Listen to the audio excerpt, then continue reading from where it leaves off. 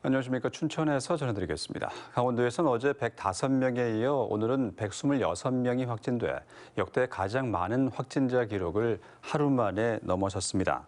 오늘 화천에선 상서면에 주둔한 군부대에서 집단 감염이 발생해 군장병 수십 명을 포함해서 60명이 무더기로 확진된 것으로 파악됐습니다. 또 춘천에서 격리 중 확진자 8명을 포함해 17명이, 원주에선 24명이 발생했습니다. 이 밖에 강릉 12명, 동해 5명, 속초와 홍천, 양구에서 2명, 인제와 횡성에서 1명씩의 확진자가 나왔습니다. 춘천에서 아프리카 돼지열병에 감염된 야생 멧돼지 폐사체가 또 발견되면서 춘천의 모든 양돈 농가가 방역대 농가로 지정됐습니다. 춘천시에 따르면 지난달 29일 사북면 지압리에서 발견된 야생 멧돼지 폐사체 3마리에서 아프리카 돼지열병 바이러스가 검출됐습니다.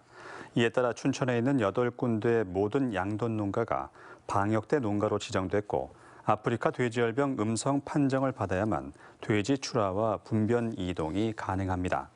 춘천시는 광역 방제기 등을 이용해서 양돈 농가 입구와 주변 도로를 소독하고 있습니다.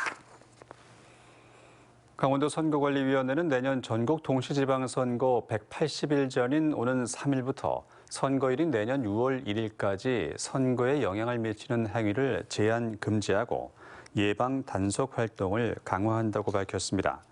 이 기간 동안 지자체장과 교육감은 실적이나 사업 계획에 담긴 홍보물을 배부할 수 없고, 근무 시간 중에 공공기관이 아닌 단체가 개최하는 행사에도 참석할 수 없습니다.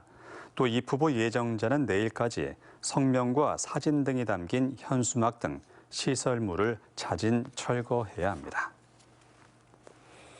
강릉을 제외한 강원도의 모든 지방의회에서 내년도 의원 해외 연수 예산을 책정한 것으로 드러났습니다.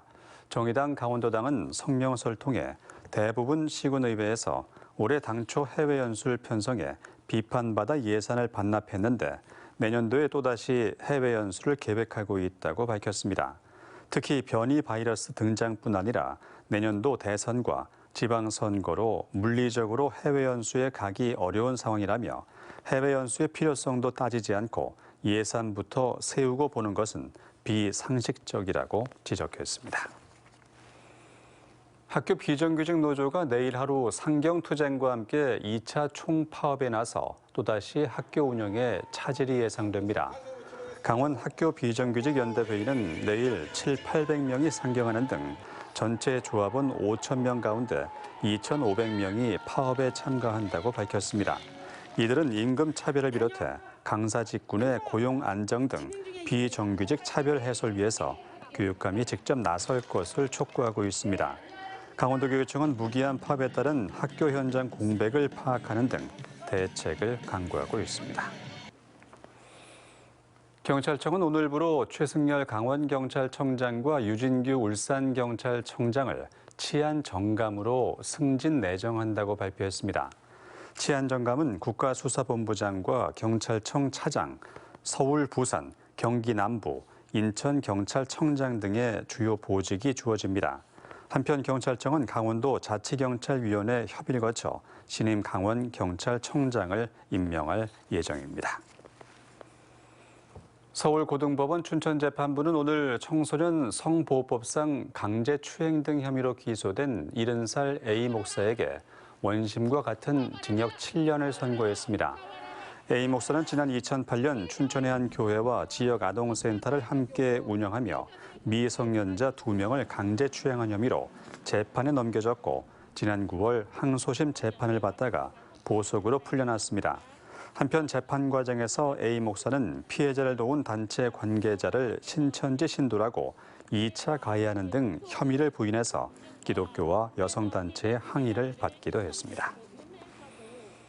연말연시 유토끼 모금 행사가 잇따라 막을 올렸습니다. 사랑의 열매 강원 사회복지공동모금회는 오늘 강원도청 앞 광장에서 사랑의 온도탑 제막식을 갖고 희망 2022 나눔 캠페인을 시작했습니다. 이번 캠페인의 목표액은 72억 원으로 코로나19 일상 회복과 취약계층 지원, 교육 격차 완화, 사회적 약자 돌봄 지원 등 4대 나눔 사업에 사용됩니다. 지금까지 춘천이었습니다.